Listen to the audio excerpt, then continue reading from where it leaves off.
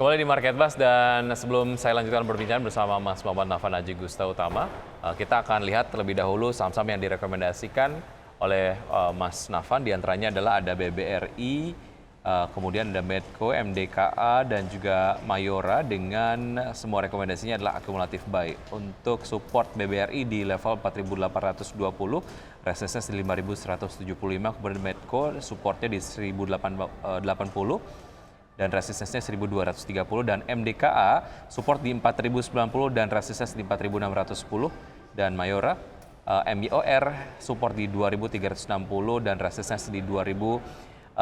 Sebelum saya melanjutkan tentu saja dengan analisis dari saham-saham yang direkomendasikan oleh Mas Nafan. Ada beberapa hal yang belum sempat kemudian saya sampaikan Mas Nafan terkait dengan kemungkinan jika Bank Indonesia menaikkan suku bunga lagi di Desember ini. Rekomendasi pasar saham ataupun mungkin proyeksi terhadap beberapa sektor akan seperti apa Mas Nafan, dan implikasinya secara luas, secara makro seperti apa? Ya, amati bahwasannya pastinya BI juga akan melihat kondisi eksternal terlebih dahulu ya, karena kalau kita melihat probabilitas peningkatan resesi ini merupakan isu yang utama. Belum lagi juga para central banks itu juga telah menerapkan kebijakan agresif tightening monetary policy. Tapi juga di sisi lain, BI kan juga melihat dari indikator stabilitas rupiah ya. So far ini pergerakan nilai tukar rupiah sudah stabil di level 15.594. Yaitu pergerakan rupiah ini tidak mencapai level higher high sebelumnya ya, pada tahun ini, ya di kisaran 15.739 pada akhir November yang lalu gitu. Jadi otomatis pada Desember ini kan pergerakan rupiah relatif stabil. Jadi memang otomatis kalau dari Miraset Sekuritas Indonesia memproyeksikan untuk RDG nanti ya, itu BI hanya menaikkan sebesar 20 basis point begitu, jadi 5,5%. Memang kalau kita akui yang paling penting adalah para pelaku investor berharap bahwasannya BI terus menjalankan kebijakan makroprudensialnya ya, dalam rangka untuk menstabilkan moneter, sekaligus juga dalam rangka untuk menstabilkan nilai tukar rupiah. Dan juga memang di sisi lain juga ini kan tujuannya agar supaya bisa mempertahankan likuiditas ya, sehingga ini juga bisa berpotensi untuk mengerek atau mempertahankan kinerja pertumbuhan ekonomi yang begitu impresif. Belum lagi juga kalau misalkan jika untuk sentimen BI rate itu kan pasti akan memberikan implikasi positif. Biasanya yang paling utama adalah sektor perbankan terlebih dahulu, karena ini berkaitan dengan likuiditas. Ini juga memicu terkait dengan adanya peningkatan net interest margin. Belum lagi juga sebenarnya kinerja pertumbuhan kredit perbankan itu kan sudah double digit ya, pertumbuhannya kalau saya ingat sudah 11 hingga 12%. Nah itu ke atas positif untuk sektor perbankan. Kalau misalkan jika untuk sektor yang lainnya sebenarnya mendukung ya, misalnya dari adanya kinerja pertumbuhan ekonomi Indonesia benar-benar impresif, ini kan sebenarnya juga didorong oleh peningkatan oleh bangkitnya sektor konsumer ya, atau non cyclical begitu. Nah ini juga bisa dicermati. Belum lagi juga sebenarnya kan pertumbuhan ekonomi Indonesia juga didukung oleh tekanan eksternal yang kuat ya. Baik. Dan ini kan didukung oleh neraca perdagangan Indonesia yang memang mengalami surplus selama 31 bulan berturut-turut, dan ini juga didukung oleh kinerja ekspor non migas yang esensial ya, maksudnya yang sangat kuat. Jadi otomatis yang windfall profit ini ya, sektor komoditas pun juga bisa dicermati. Jadi otomatis nanti investor kembali lagi kepada kinerja fundamental emiten. Jadi cermatilah kinerja fundamental emiten yang bisa memberikan return growth yang potensial begitu, sehingga ini akan tercermin dari pada kinerja kenaikan harga sahamnya begitu ya. Meskipun para pelaku pasar atau benar-benar terjadi atau memfaktorkan terkait dengan khawatir mengenai resesi. Tapi yang penting Baik. fundamentalnya solid begitu. Ya, Mas Nafan, Anda tadi menyebutkan kemungkinan bahwa Bank Indonesia akan menaikkan tingkat suku bunga acuannya di Desember ini 50 basis point, betul? 25 basis Oh, point. 25 basis point, berarti 0,25% lah ya? Iya betul. Oke, baik. Apakah angka tersebut menjadi sebuah angka yang cukup friendly? Tentu saja mempertimbangkan berbagai macam implikasi yang nantinya akan ditimbulkan. Ya, kalau menurut saya ini ya, yang penting BI lebih fokus untuk menerapkan kebijakan makroprudensial yang akomodatif. Oke. Dan juga di sisi lain juga kinerja rupiah saat ini kan sudah berada dalam consolidation phase begitu. Jadi memang otomatis dengan adanya kebijakan BI yang benar-benar less aggressive tightening monetary policy ini pun juga bisa memberikan katalis positif ya terhadap market, menurut saya seperti itu. Belum lagi juga sebenarnya BI juga mengikuti tren kenaikan suku bunga The Fed. Meskipun sebelumnya The Fed telah menerapkan kebijakan agresif tightening monetary policy 75 basis poin secara berturut-turut ya, 4 kali berturut-turut, tapi di bulan Desember lalu itu hanya 50 basis poin saja karena sudah Baik. mempertimbangkan bahwasannya kinerja inflasi Amerika sudah melandai gitu. Dan juga di sisi lain kan kinerja inflasi di Indonesia pun juga sudah agak melandai pula ya, hanya di 5,42% kalau yang saya ketahui.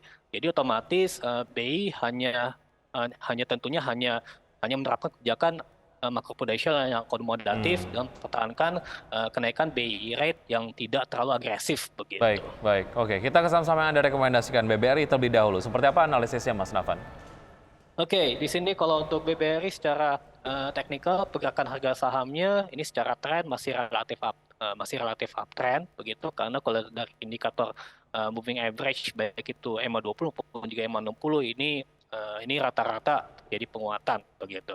Dan juga di sisi lain pergerakan harga saham ini kan BBRI ini kan masih dalam ranging pada pola ascending triangle gitu, sehingga untuk rekomendasi add begitu ya atau menambah posisi dari BBRI ini bisa dipertimbangkan begitu. Untuk support di level 4.820, sementara untuk beberapa target price ini secara bertahap untuk jangka pendeknya ya di kisaran 5.050, kemudian juga 5.175 untuk jangka pendek maupun juga jangka menengah ya, itu di level 5.300. Oke. Begitu Mas Vicky. Ya, Mas Nafan, harga terakhir untuk BBRI 4970, tapi kemudian level support yang Anda sampaikan 4820, tapi 4820. secara tren Anda menyebutkan bahwa BBRI masih menunjukkan peningkatan begitu. Nah, untuk Iya, kemudian tren, betul. bisa mencapai level support yang Anda rekomendasikan, oke, kalau saya tanya kapan bisa masuk, mungkin bisa disampaikan nggak, Mas Nafan? Oke, sebenarnya untuk rekomendasi add ini kan adalah menambah posisi begitu ya, atau averaging up begitu. Sebenarnya kalau bisa jika bagi yang udah punya kan pasti kan mereka sudah membeli di harga yang lebih di bawah gitu. Tapi kan yang namanya kalau kita melihat dari fundamental, BBRI memang termasuk yang menarik begitu kan. Baik. Dan juga sementara itu ini juga dibuktikan dengan kondisi pergerakan harga saham yang relatif uptrend. Jadi kalau misalkan jika misalnya nih saat ini pasar mengalami koreksi wajar karena ini mendapatkan respon dari atau efek domino ya dari adanya pelemahan bursa di Asia. Sebenarnya ini juga merupakan waktu yang tepat untuk melakukan akumulasi. Bagi saya seperti itu, karena artinya most likely akan terjadi koreksi di BBRI begitu ya, dan ya koreksi bisa wajar dimanfaatkan. dalam rangka Baik. ini ya, tapi masih dalam keadaan uptrend begitu. Baik, baik. Oke. Major. Ya, dari BBRI kita ke Medco, seperti apa analisisnya? Nah, ini kalau secara teknikal ini pergerakan harga saham Medco kemarin itu ditutup terapresiasi dalam bentuk pola bullish pin bar, dan juga di sisi lain pergerakan harga saham ini juga telah sudah retest dan menguat ya dari batas EMA 20, baik itu EMA 20 maupun juga Fibonacci retracement pada 61,8% begitu. Dan juga kalau secara major ini kan Medco masih dalam keadaan uptrend begitu. Tapi kalau jika untuk target price di level 1165 dan 1230 itu sudah tercapai, maka ini kalau secara minor trend ini run bottom bisa terlihat begitu. Jadi memang artinya untuk saat ini ya kondisi Medco saat ini sedang berada dalam fase reakumulasi dalam rangka untuk melanjutkan major uptrend ke depannya gitu. Oke. Jadi akumulasi beli bisa support level 1080.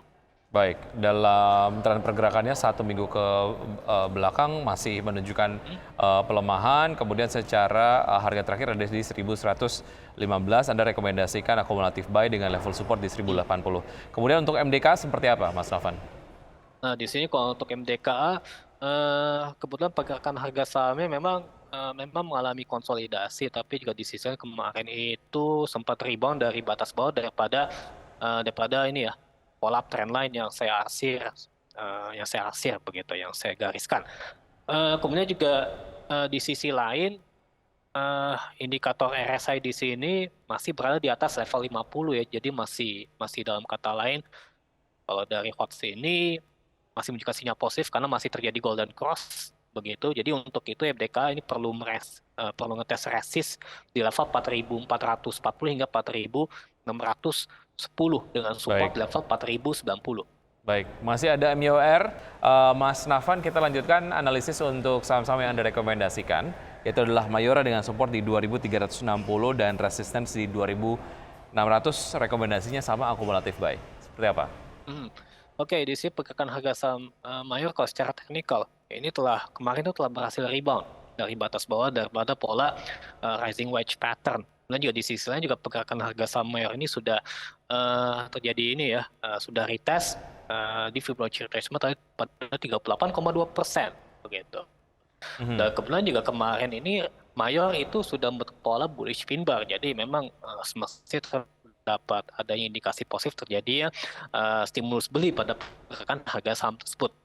Kebetulan juga volume ini mulai mengalami peningkatan serta indikator RSI ini sudah oversold ya begitu. Jadi sebenarnya ini menarik untuk dicermati. Adapun untuk call support di level 2.360 ya, sementara untuk level resistance atau target price untuk jangka pendek maupun jangka menengah secara bertahap, yakni di level 2.510, kemudian 2.600 dan 2.750 begitu, Mas Vicky. Oke, ya secara sentimen juga Kalau secara ini major kita ini uptrend ya kalau untuk uptrend. Mayora. Oke, dan secara sentimen juga memasuki festive season, biasanya saham-saham berbasis konsumsi pergerakannya akan cukup menarik begitu ya, termasuk Mayora begitu. Iya, betul sekali ya. Baik. Lagi juga biaya bahan baku juga sudah relatif murah. Begitu Ya, belum lagi ya. juga nanti masuki ini ya tahun Oke. politik begitu. Seluruh Jadi saham Anda kalau rekomendasikan konsumsi akumulatif menarik buy, begitu. Mas Nafan. betul, Apakah hanya akumulatif untuk buy. jangka pendek saja atau menengah? Ya jangka pendek, jangka menengah ya kalau menurut saya begitu, soalnya ini dalam major uptrend gitu untuk Mayora. Oke, baik. Kita akan menuju ke update dari pembukaan IHSG pagi hari ini, pemirsa, beberapa menit yang lalu.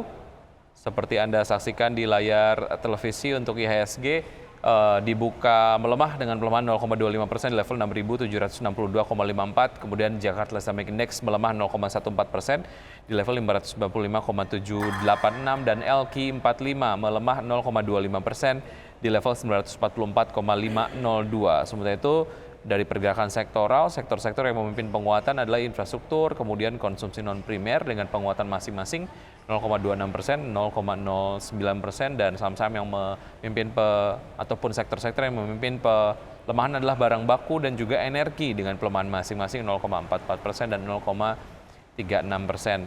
Dan saham-saham berikutnya yang masuk ke dalam top gainers diantaranya adalah ada Telkom, BSBK, Bumi, dan SLIS.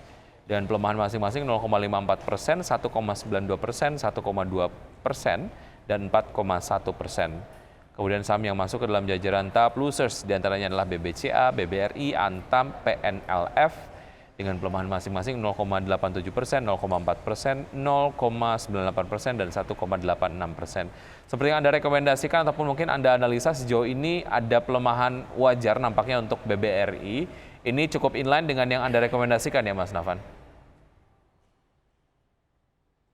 Halo Mas Nafan. Ya, nampaknya kami mengalami gangguan komunikasi bersama Mas Nafan, pemirsa, dan seperti Anda saksikan untuk pergerakan IHSG di penutupan perdagangan kemarin ini adalah secara intraday, dapat Anda saksikan di layar televisi.